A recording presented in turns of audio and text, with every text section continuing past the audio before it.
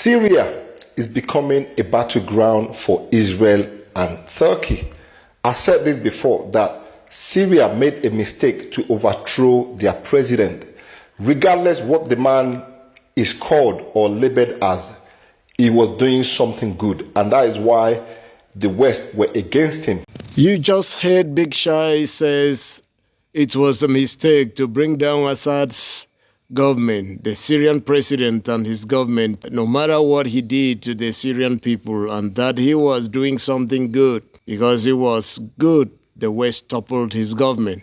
Is that what really happened as of then? Check this out. The Syrian protest has nothing to do with the West, as Big Shai claimed, because it was in the spring of 2011 the spark ignited in the hearts of the Arab world. It began quietly, whispers of discontent on the streets of Tunisia, then Egypt, Libya, Bahrain, Yemen. A wave of revolt surged across the Middle East, carrying with it the hopes of millions of freedom, justice, and change. And in March of that year, it reached Syria. For over 40 years, the Assad family had ruled with an iron grip.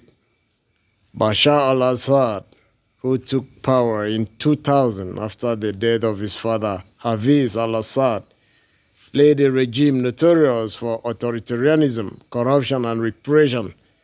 But the people had enough of this. Across cities and towns, from Dara to Damascus, citizens flooded the street demanding an end to the regime's brutal practices, decades of nepotism, sectarian favoritism, and systematic abuse of security forces. At first, the protests were peaceful calls for reform, dignity, and freedom. But the government responded not with dialogue, but with bullets. The cracks of gunfire echoed through alleyways and town squares. Tanks rolled into neighborhoods. Secret police hunted dissenters. By late 2011, what began as a cry for change had spiraled into something far more deadly: the civil war. Opposition groups took up arms, forming militias to defend their communities, among them the Free Syrian Army, Islamist factions, and later Hayat Tahrir and Sham. Rebel-held zones and regime strongholds turned Syria into battlefields. Cities crumbled. Millions fled. The nation unraveled.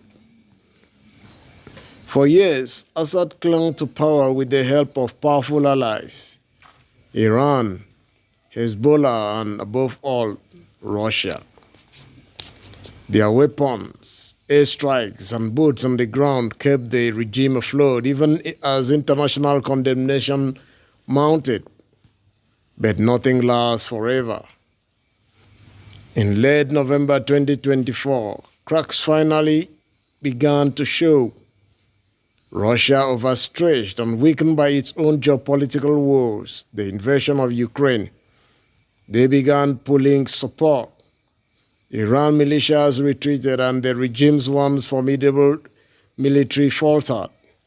Then came the final blow.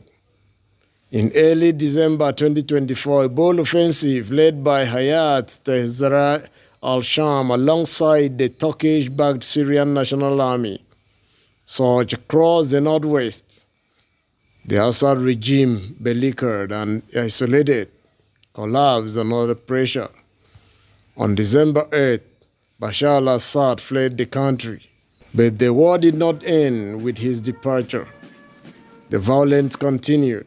Rival factions vied for power.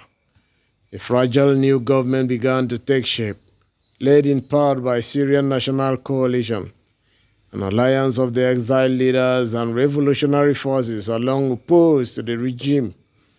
Now the dream of a free Syria faces a new challenge, not the tyranny of one man, but the long, uncertain journey of rebuilding a nation from ruins.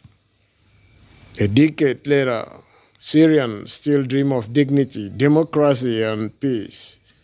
The fall of Assad may not be the end, but perhaps it marks the start of something new. As Big Shai claimed that the Syria was destroyed by the West. He is making a whole lot of mistake because the Syrian citizen owns a shoe. They also know where it pains and also have a right to remove and shop for a new one. This is not the end of the story, as Israel strikes, but perhaps it is beginning of a new chapter, as Turkey is also building around like an eagle. There is a second chance, which is to rebuild and forget about funding terror organizations.